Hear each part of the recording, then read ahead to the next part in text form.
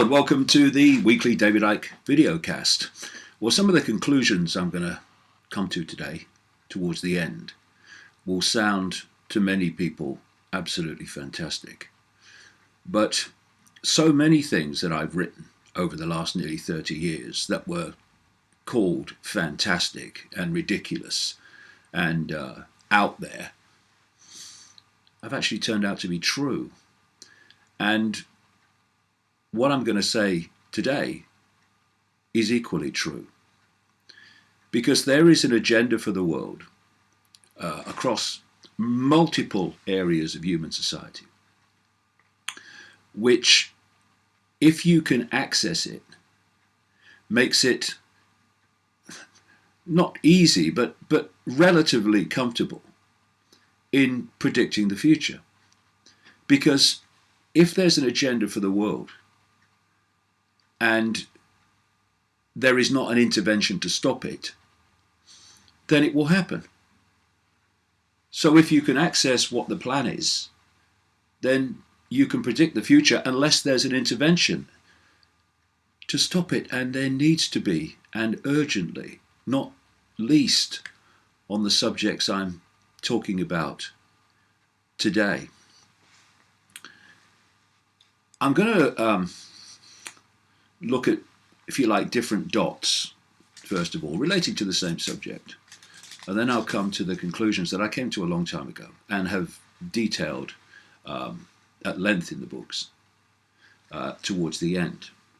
And I'm going to start with a news story from this week. Gender-bending chemicals, plastics, from plastics, have been found in 86% of teenagers.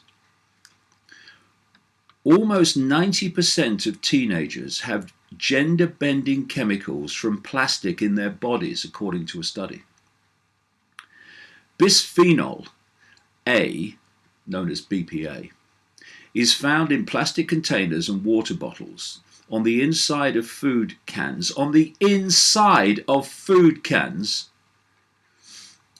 and even in till receipts. So every time you're in a shop or a store and they give you a receipt, you're taking this chemical in. The chemical, used since the 1960s to make certain types of plastic, mimics the female sex hormone estrogen, and has been linked to low sperm counts and infertility in men, of which more later, as well as breast and prostate cancer, which of course have gone through the frickin' roof in recent times. A study by the University of Exeter, whose researchers tested urine samples from 94 teenagers, found 86% had traces of BPA in their body. Experts fear it is all but impossible to avoid the chemical, given the widespread use of plastic packaging for food. Now, when you look elsewhere at where this BPA is, you've got a choice, really, although both choices are true in a way. You can say that putting these chemicals in that affect health and specifically affect gender development is just a big, massive error. And of course, at the lower levels of this story, where people actually just do their job, then they will not have any clue what the real agenda is. So you can say, yeah, it's just an agenda, it's just being stupid. People don't really realize what they're doing. But you go deep in the shadows, where all this is ultimately coming from, and they know exactly what they're doing. They are changing the gender of human beings for reasons I'll come to. Another part of this story goes on. Researchers surmise that people all over the world of all ages are likely to have a measurable amount of BPA in their blood, urine, or body tissue. Several government studies have detected BPA in large portions of the population, including 93% of the US population aged 6 and older, and 99% of the population of Germany aged 3 to 14. This new study into the high number of teenagers with BPA in their digestive system serves only to underscore that concern.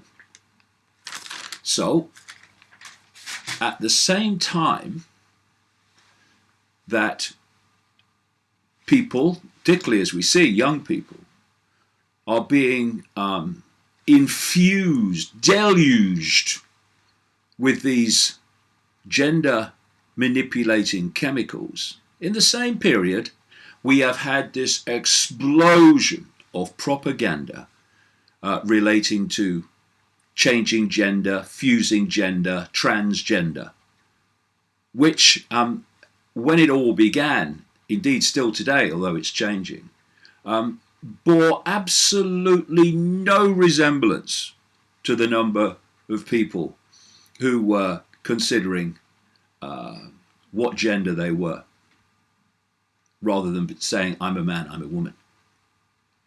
And so we're again asked to believe, in our apparent terminal naivety, that all the propaganda about gender, particularly aimed at who? Aimed at the young, is just a coincidence when it's happening at the same time as these gender-bending chemicals are being tidal waved across human society. And of course, this whole extremism with regard to transgender, I'm not talking about those that genuinely are questioning their gender. I mean, it's their body, their choice. They should be supported. I'm talking about the fact that the way this transgender propaganda is so stunningly over the top always tells you that there is an agenda behind it. When something comes out of nowhere and is suddenly everywhere, which is what has happened here, it's the agenda pressing a button on the next stage. And here's just an example of what I'm talking about from this week. Censor courses in case they're transphobic, lecturers told. Universities are ordering academics to delete all material from their courses which could be considered transphobic in a drive to appease equality campaigners. Not, note, to appease the general population, who see all this in completely different terms, to appease the campaigners who dominate the microphones and the debate. At least a dozen institutions have issued guidance to professors and lecturers stating that classes must not contain material which is discriminatory to transgender people, those who identify as another sex to the one they were born. Data published today lays bare the extent to which academics' speech is being restricted on transgender issues in a potential breach of the law on academic freedom. That went out the window a long time ago. Almost half of universities now have policies in place which regulate speech on the topic. Last year, the proportion was a third. One institution, City University London, has even banned lecturers from using terms such as mate. Crikey, I call everyone mate. So I'm in trouble, am I? Don't care. Guys, sir, or madam, because it might upset transgender students. And of course, the number of transgender students is tiny and out of all proportion with the propaganda and the imposition of speech and other regulations and laws relating to the rest of the population. But of course, the number of people questioning their gender is increasing, and it's increasing rapidly in the same period as this BPA explosion and the propaganda explosion, which is what? Which is encouraging people, particularly young people, to question their gender who weren't questioning it before. So this is not about, forget the stuff about, this is about protecting transgender people. I'm against discrimination of any kind. It's ludicrous, it's childlike. But this is not about that. That's the excuse. The reason is a much bigger, massive picture relating to transforming the nature of the human race. Now, in my book, new book, Everything You Need to Know But Have Never Been Told, I go into these subjects and many others in great detail. And I'm just going to go through a few bits that are in the book relating to this subject. First of all, as I say, because of this transgender propaganda explosion, more and more people, particularly the young, are questioning their gender. Cause and effect? Of course it is.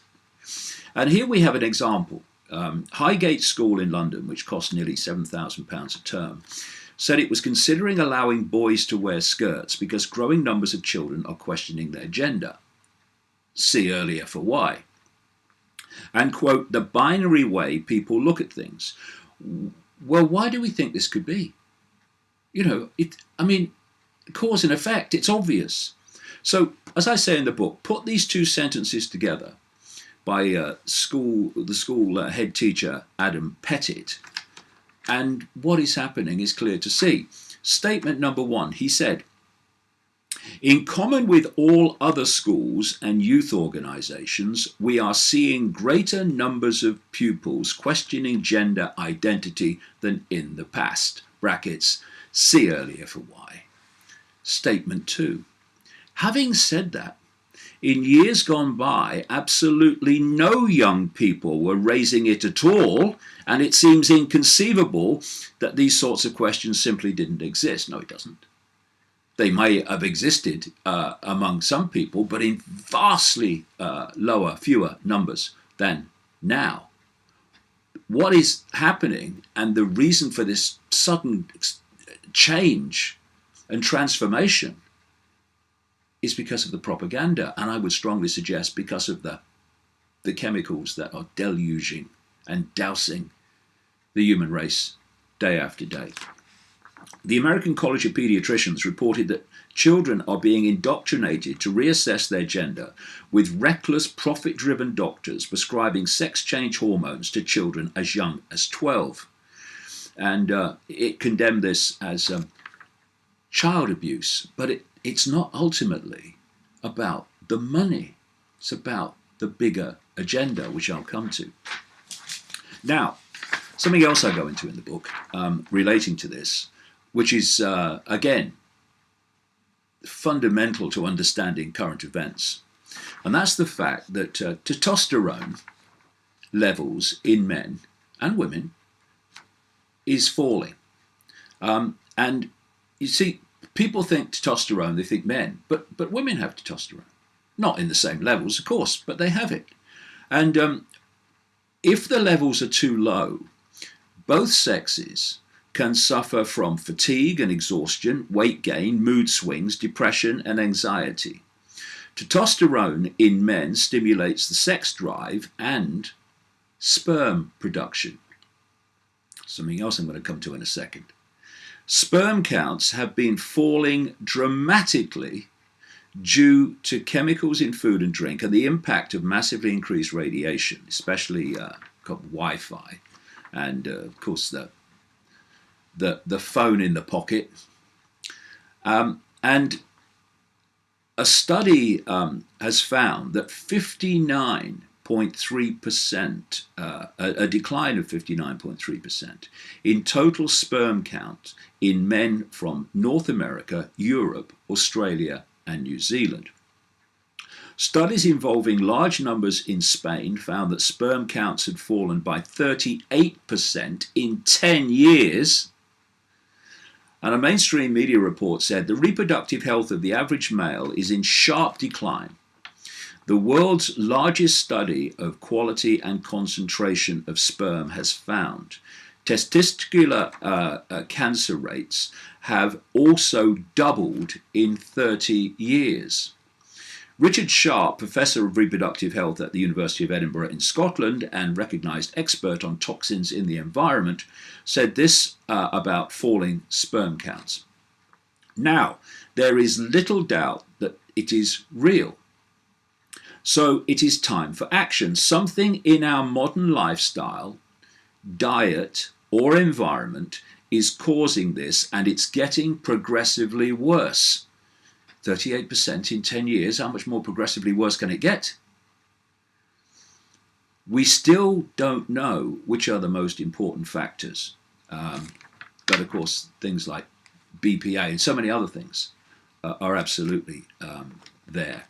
Up to a fifth of young men now have a low sperm count, and alarm bells have been sounding since 1992 when Danish research revealed that the number of sperm in each milliliter of semen had halved since World War II, with abnormal sperm on the rise. And a French study of 26,600 healthy men confirmed a substantial decline in sperm counts between 1989 and 2005.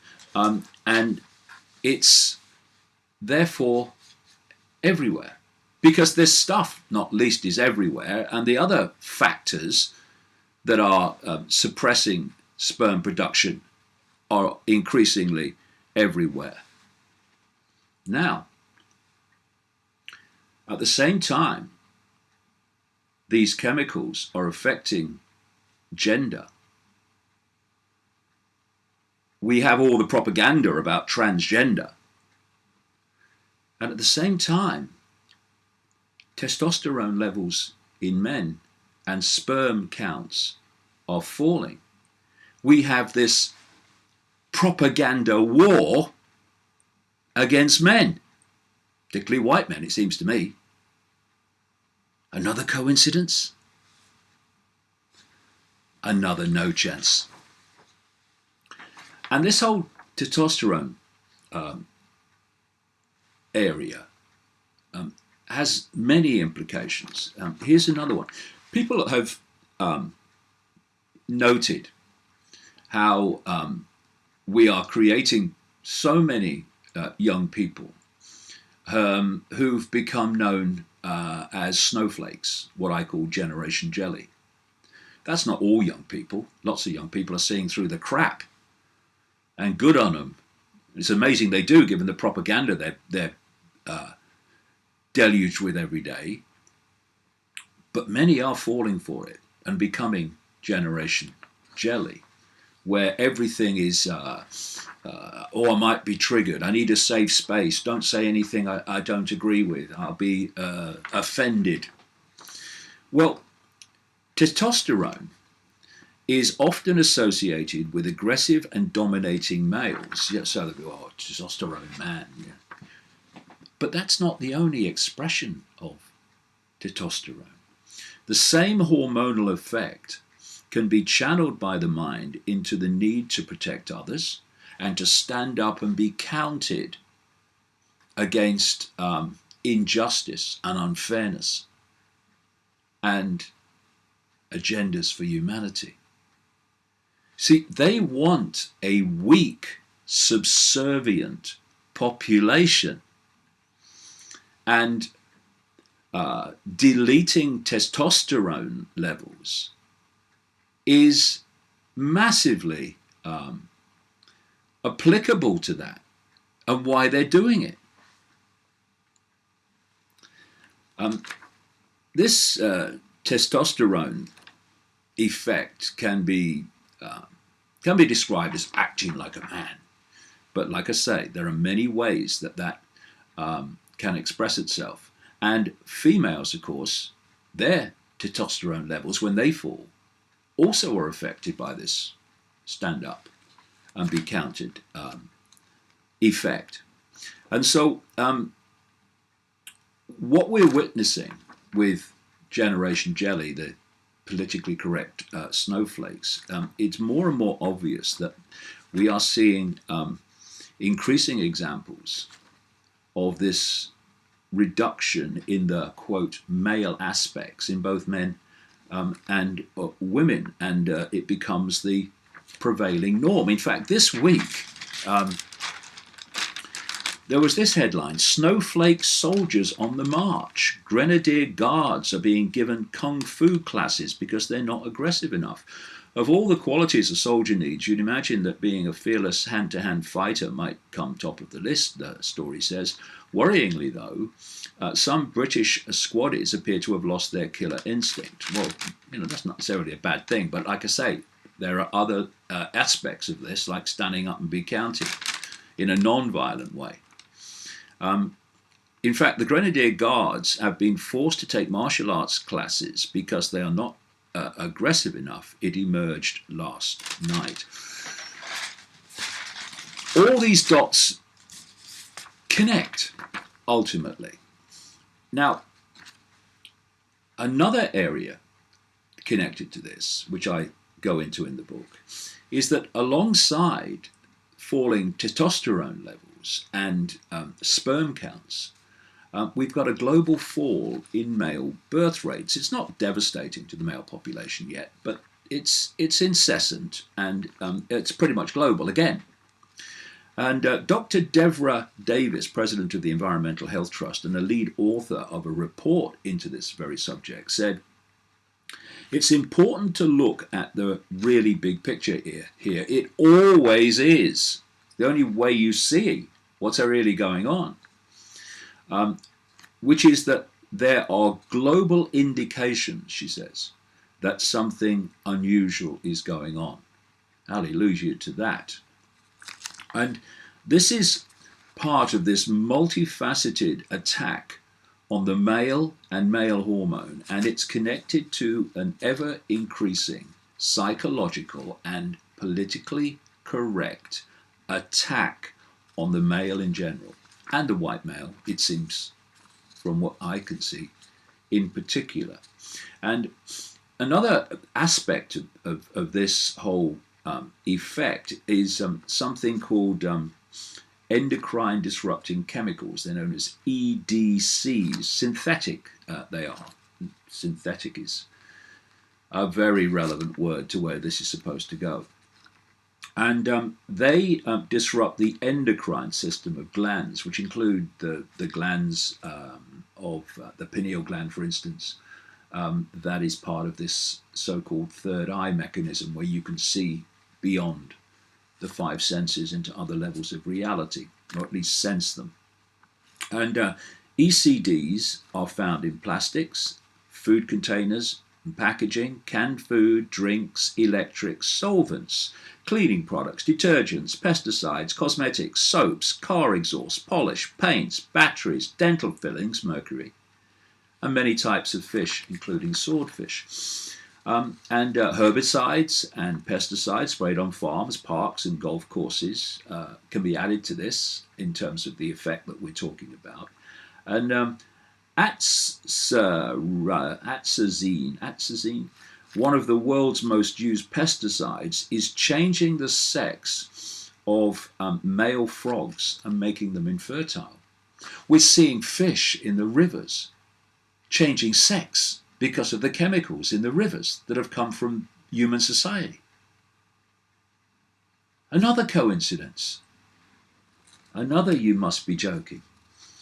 And researchers at a university in China found that a much used endocrine disrupting pesticide with residues found in milk, baby food, and vegetables is speeding the onset of puberty in boys and leading to earlier sexual maturity, which can have health and psychological impacts in adult life. EDCs and the female sex hormone estrogen can be found in unfiltered tap water along with other EDC chemicals. And some believe, I suggest they are correct, that this chemical onslaught is affecting and sabotaging potentially male fetuses at critical periods of development, and so turning them into girls while also lowering men's sperm counts and testosterone levels. Synthetic endocrine disruptors, as I say in the book, are really a one-stop shop for all that is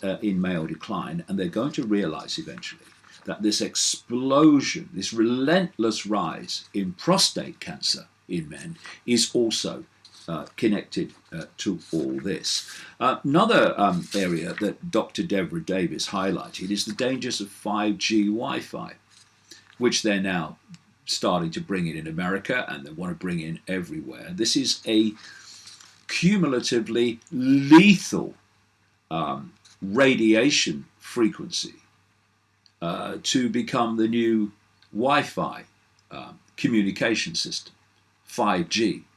It's absolutely lethal, not just to body, but also to mind. Again, as I go into and expose in detail in the book. And Dr. Davis points out that fast dividing cells producing sexual organs are very open to incorporate and replicate errors that can lead to changing once developing boys into girls.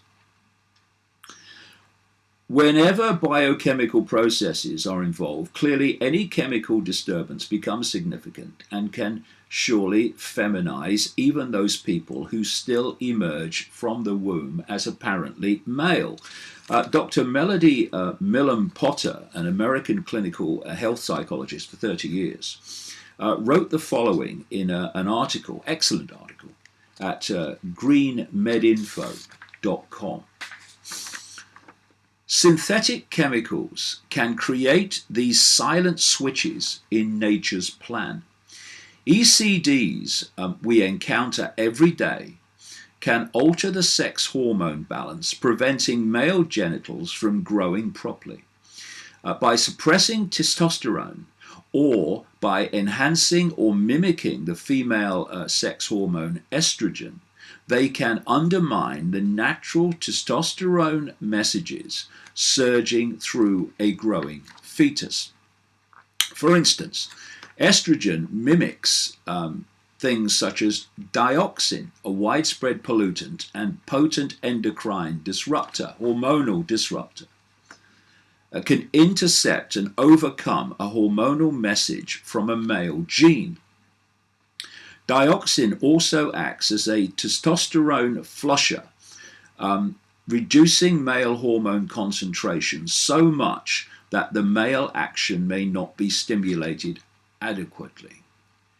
Testosterone suppressors like DDT can block testosterone's position on a receptor. Hormone stimulators can intensify the action of a natural hormone so much that the system shuts down and refuses to receive a male go-ahead signal. In fact, research, she says, substantiates that exposure to EDCs at a crucial time can disrupt the entire genital sequence. And as I say in the book, in the 7 years after a chemical explosion contaminated the small community of Seveso in northern Italy, twice as many girls were born. Parents with the highest levels of chemicals in their blood had no male children at all. Fertility rates in general fell dramatically. Now, studies claim that the number of people identifying as gay or LGBT is rapidly increasing to the extent that one study in the US estimated that those born before and across the millennium to be nearly twice as likely to identify as LGBT as other American adults. Quote, millennials are the gayest generation, quote, as one headline put it. Are we really saying, I ask in the book, that none of this is connected to the chemical environment we are now subjected to and its gender-bending toxicity? And then I quote in that book and in the previous book, Phantom Self, a man called Dr. Richard Day, who was a Rockefeller family insider, was an executive of Planned Parenthood, and let's say knew what the agenda was.